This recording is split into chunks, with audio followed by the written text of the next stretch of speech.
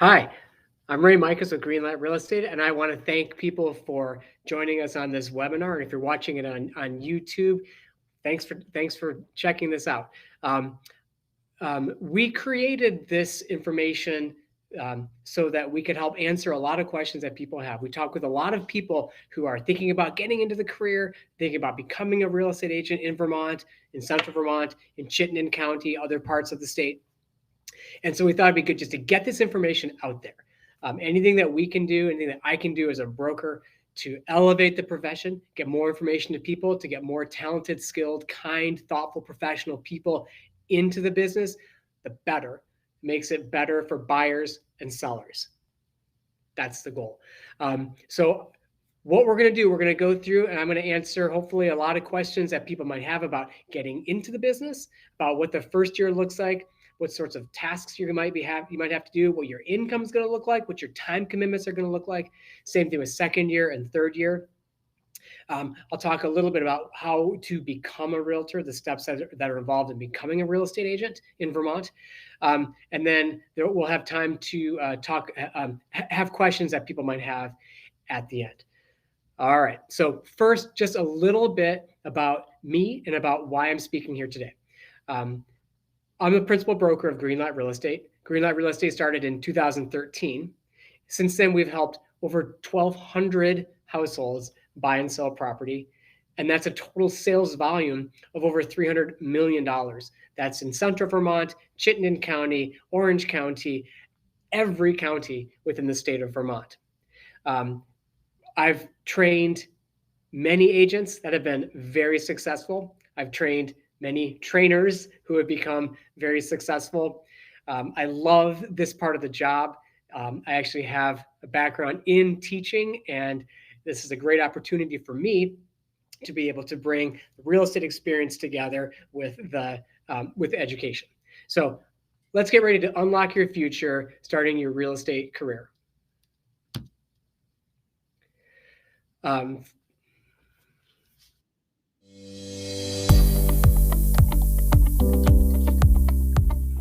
Greenlight Real Estate was launched in 2013 with the realization that most brokerages seem to do things the same old way. Most brokerages dismiss new ideas with, "We tried that once," or "It'll never work," or "That might work in other markets, but it doesn't work here." At most brokerages, the agents compete against each other. Agents consider helping a coworker as taking time away from their own practices.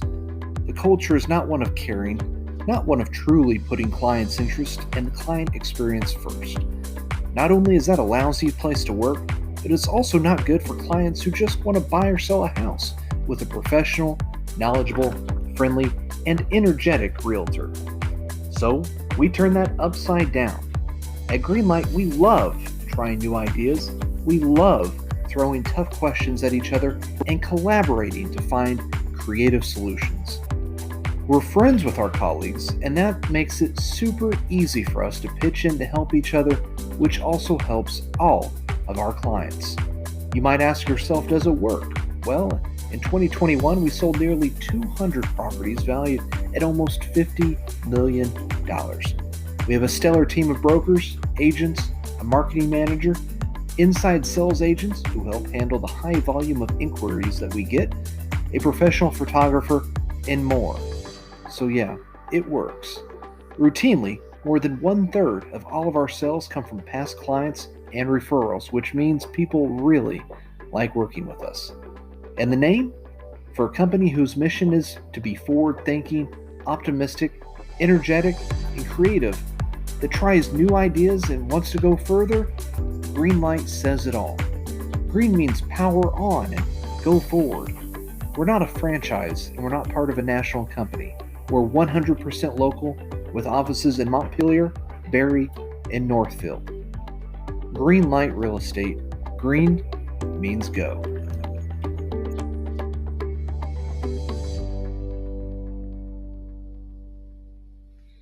Just a little bit about our history. Those numbers, obviously, more higher sales and more volume since then, but just a little promotion. The number one question that we get is why start a career in real estate? Largely, that's what it means to you. Why would you think about starting a career in real estate? Well, here are some of the great features, the great benefits of being a real estate agent. You do have a great deal of flexibility, a great deal of independence and autonomy in what you do. That means in how you organize your day, how you organize your week, how you organize your practice, as well as the day-to-day work of it. You have a lot of freedom in how you handle things. It's a really flexible schedule.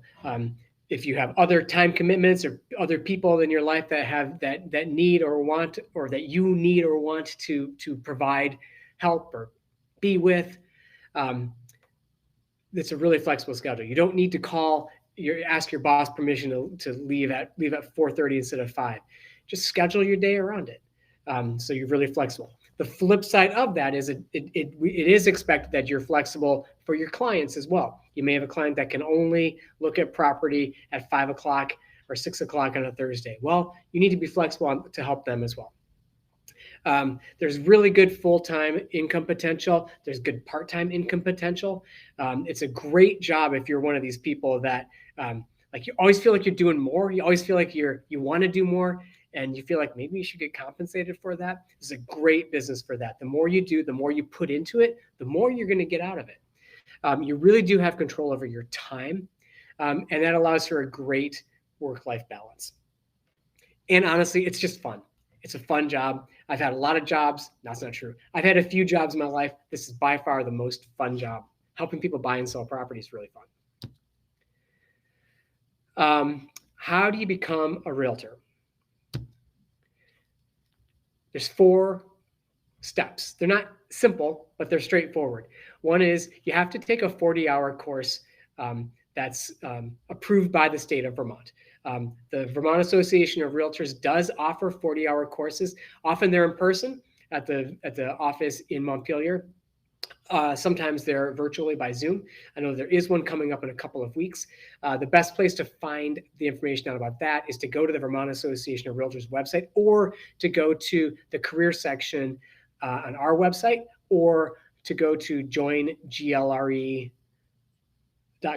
and that has information about the course offerings as well. So you have to take this class. You can also do it virtually. You can do it on your own home study. So you get material online, or even through a book if you want to do it that way. Go through that material. That's going to cover everything you need to know to pass the state exam and to pass the federal real estate licensee exam. So you have to take that 40-hour course, and then you're going to want to study for and schedule those 2 exams. You have to pass those 2 exams before you can practice real estate. While this is going on, you're going to want to hire on with a brokerage. Always a good idea to talk with a couple of brokerages and make sure that you have a good culture fit. Do you like the people that you're working with? Do you trust them? Are you going to be proud to have them as coworkers? Do you feel like there's a fit? Is there an ethos of success? Like, do people want to be successful? Do they want to work hard and help each other and be cooperative? Those are those are questions you want to find out. See if you have a right fit with the brokerage that you work with.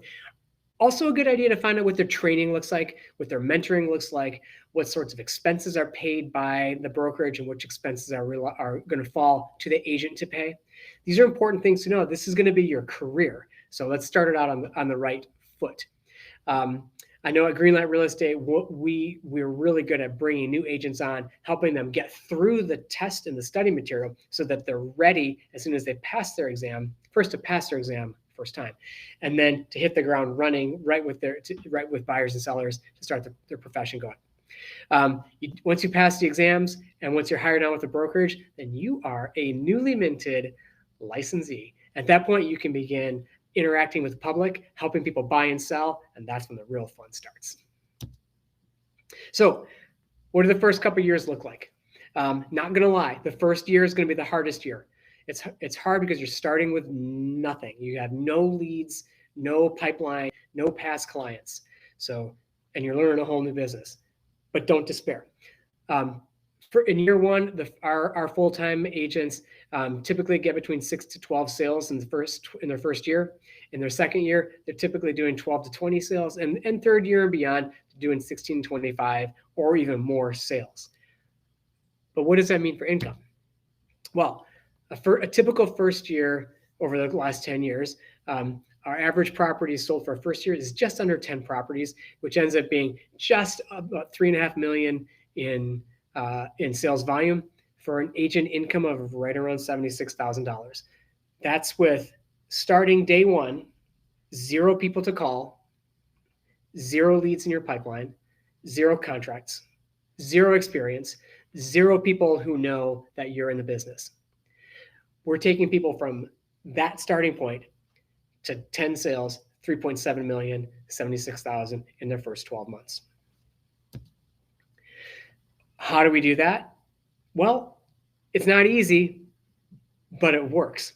That first year is really focused. You're going to be focused, whatever brokerage you're with, you're going to be focused on learning the business basics. How do you sell a house? How do you help a buyer buy a house? How do you negotiate? How do you keep a transaction together? How do you handle all the different problems and hiccups that come along? You're going to be building relationships with the different players involved in real estate. So these are lenders and attorneys, appraisers and inspectors, contractors, other realtors.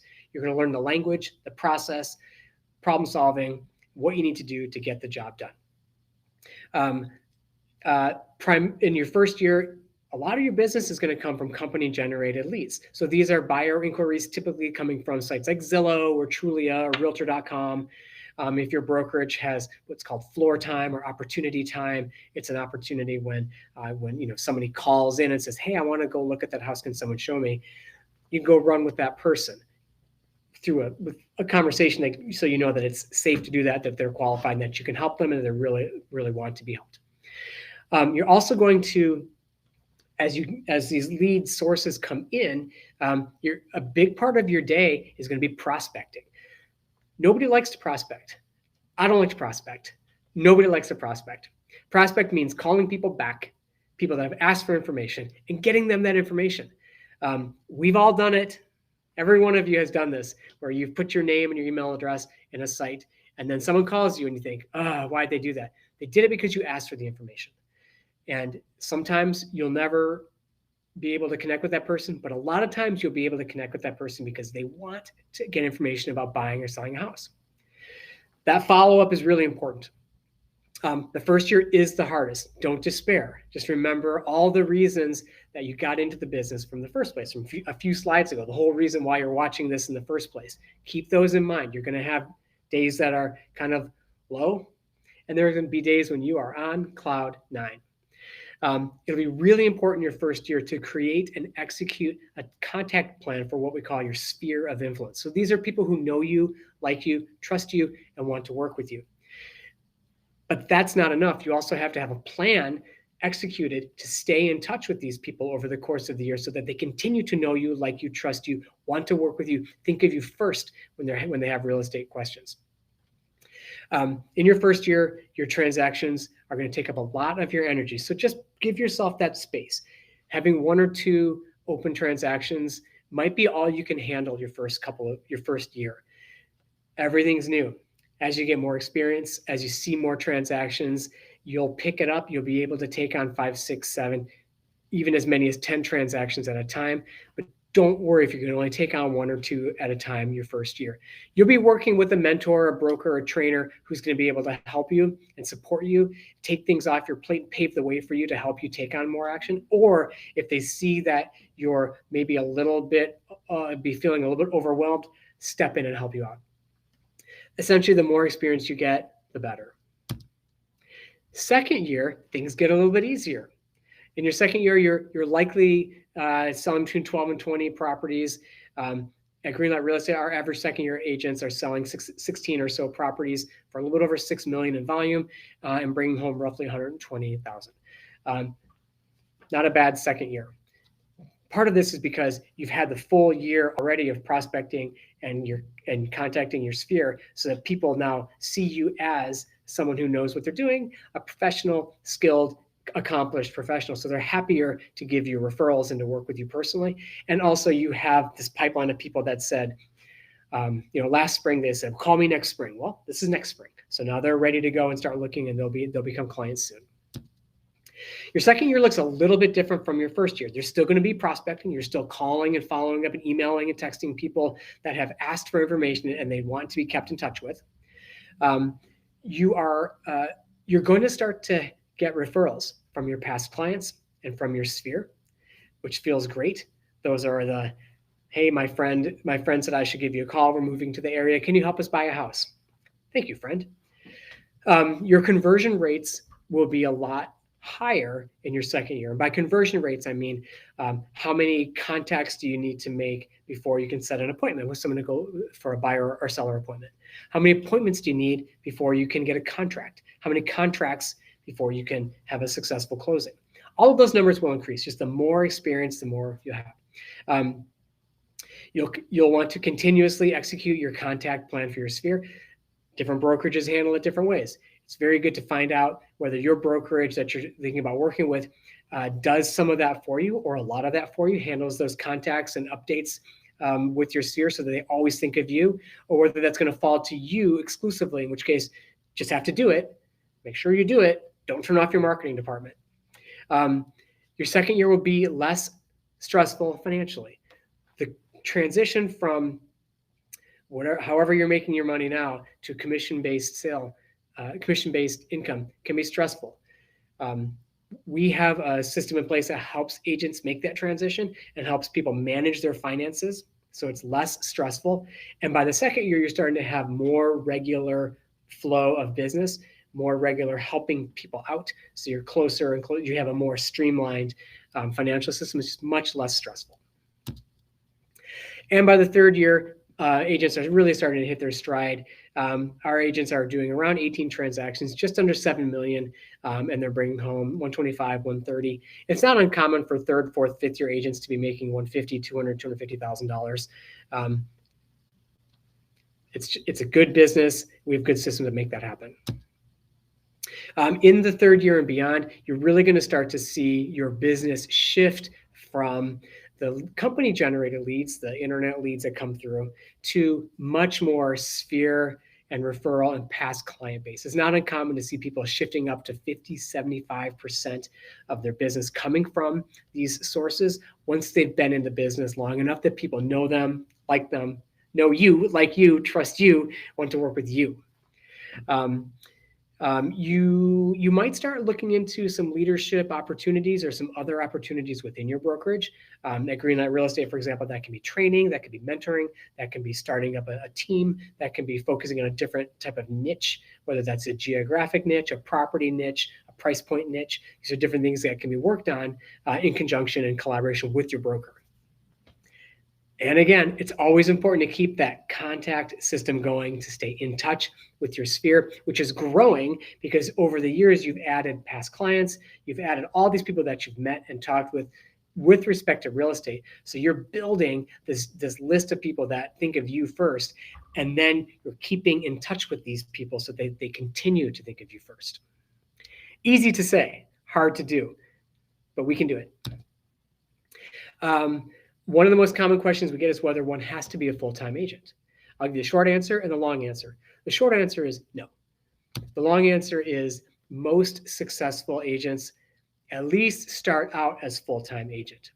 As a full-time agent, you're much more likely to get more company-provided sphere marketing support to help you stay in top of mind with your people. You're more likely to have company-provided leads, training, and some accountability systems that'll help you accomplish your goals. The most common way that people get into the business is as a full-time agent. You get more reps. You have more contacts with buyers and sellers. You have more contracts. You just learn the business much more rapidly. You become more competent more quickly. As a part-time agent, time management can become a little bit of a challenge sometimes. For example, if you're part-time real estate and then because you're full-time something else, well, what if you're 8 to 5 somewhere else and someone needs to look at a house at 6 o'clock? Fine, you can do that. But if they can only look at a house at 6 o'clock on Tuesdays, then, or during the day, then you've just scheduled every single Tuesday for the next however many Tuesdays, which prohibits you from doing other things that you might rather be doing, whether that's meeting with other clients, other buyers, other sellers, dinner with the family, taking a nap, exercise. Time management becomes a little bit more of a challenge.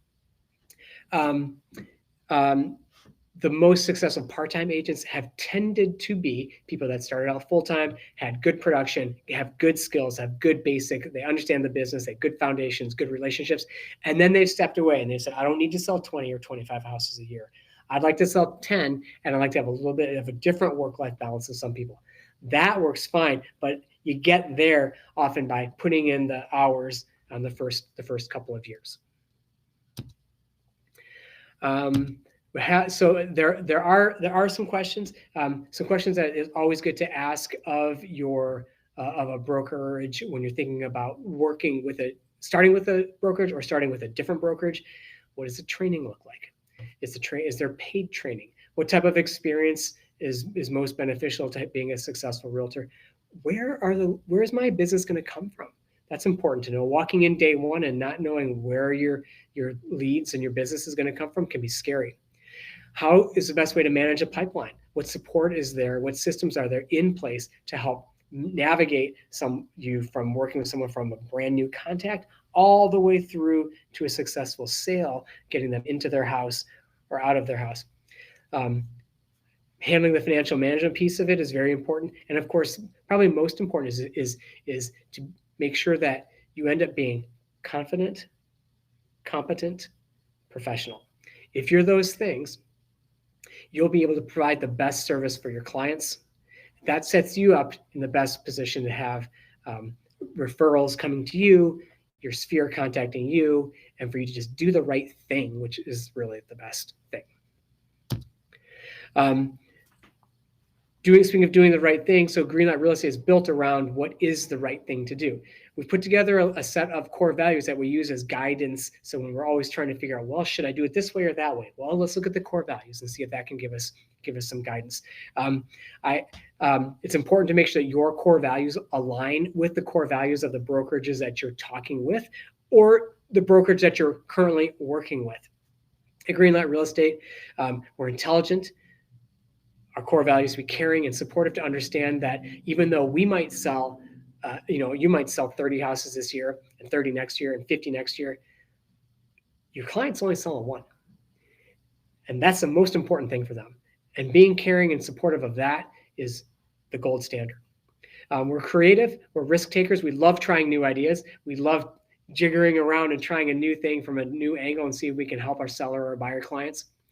We look to the future. We're always taking on new technology, new tactics, new techniques, new negotiating approaches, whatever we can learn, we want to bring to the practice. We're positive and energetic.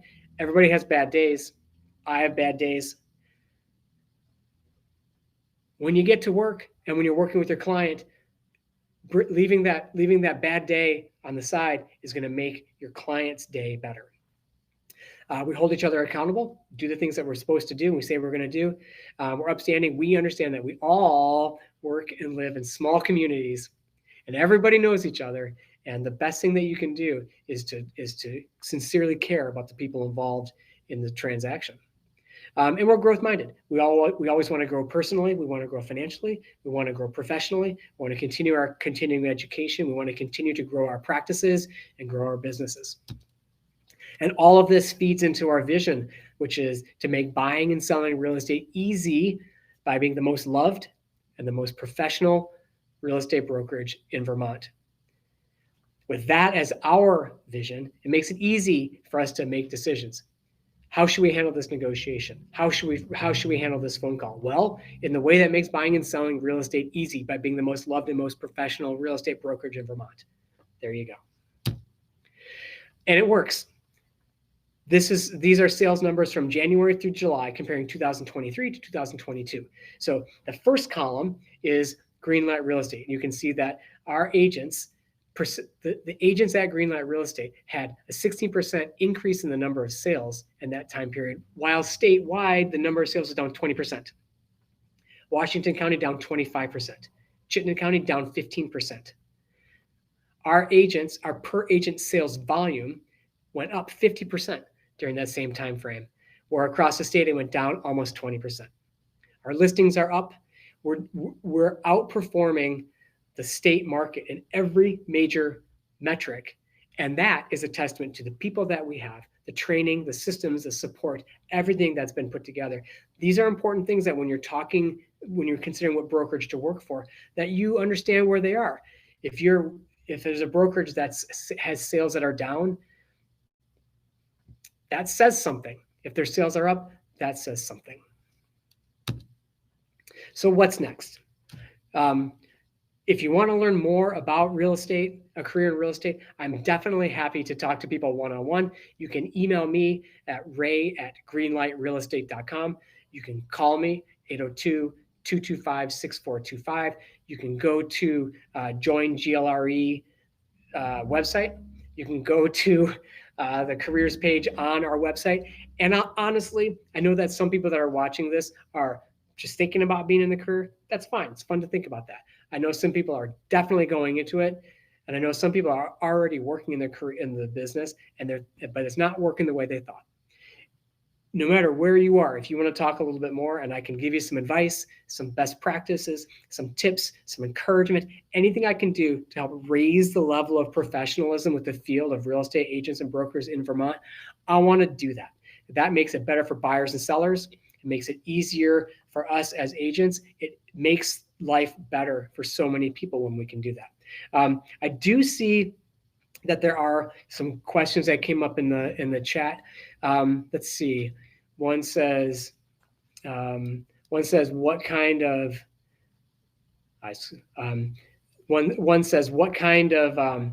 professional experience is most helpful to be a successful real estate agent? That's a good question. So our agents have come from all sorts of work experiences: education, healthcare, restaurant, hospitality, stay-at-home parents, you name it. People have come from it. Honestly, as long as you're smart, you're willing to work, you're ambitious, you're nice, and you're enthusiastic, you're going to be successful no matter what brokerage you work at. Let's see. Is there a lot of driving? Yeah. Yeah, there is. There's some days. I actually did log a day a couple of years ago. I logged 100 miles and I never left the county. Yes, there are days when there's a lot of driving, and there's days when there's not much driving at all. Remember, you have a lot of control over your schedule. You can control to some extent where you're going and when. And if you feel like you don't need to be doing a lot of driving, you'd rather meet with people in the office, do it that way. You can control how you schedule your showings. You do have control over that. Let's see. Do I have to work nights? Do I have to work nights and weekends? Yeah, you do. You don't have to work every night. You don't have to work every weekend. But we need to meet buyers and sellers where they are in their schedule. So if someone's got a job, which many people do, and they've got kids and they've got sports and they've got everything that's in their lives, and the only time that they can meet to go look at a property is Saturday morning, that'd be a good time for you to do that, because otherwise you can't help them. Unsolicited advice. When I began my career years ago, I said yes to everything, and I worked every day straight for several weeks, and I realized that's a bad idea. I shifted it. I blocked off one day every weekend where I was not available. Didn't make a bit of difference to my practice. So all of a sudden I had Saturday or Sunday where I could hang out with my family. We could do shopping. I could do yard work. I could watch a football game, anything I wanted to do, and I could pick it up on Sunday. Same thing with the evenings. You're going to want to have a couple of evenings every week where you're available, but you don't need to be available every evening. Have the balance that you want. Let's see. Do I have to cold call? Not at Greenlight Real Estate. Other brokerages, maybe, I don't know. Here, the only people that we call are people that have asked to be called and asked to be contacted. I have cold called in a different job a long, long time ago. No one likes that. Check with the brokerage that you're thinking about. Do you have to close people, sell them on things? No.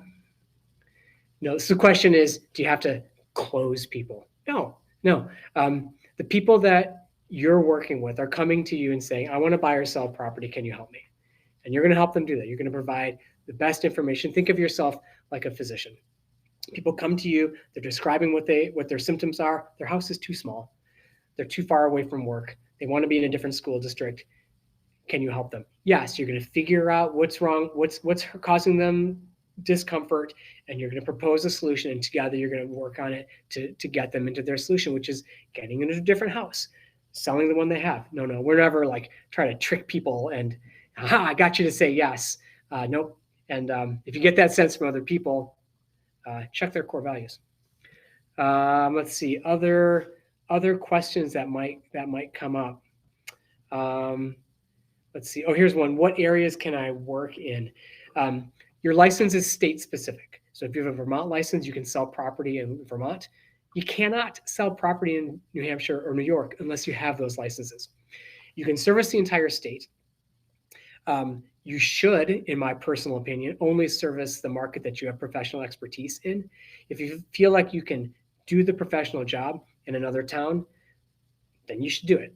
If you feel like that town is too far away or you're not familiar enough with it, with the market, you shouldn't do that. Your number one duty is your duty to your client. You need to make sure you're providing good service to them.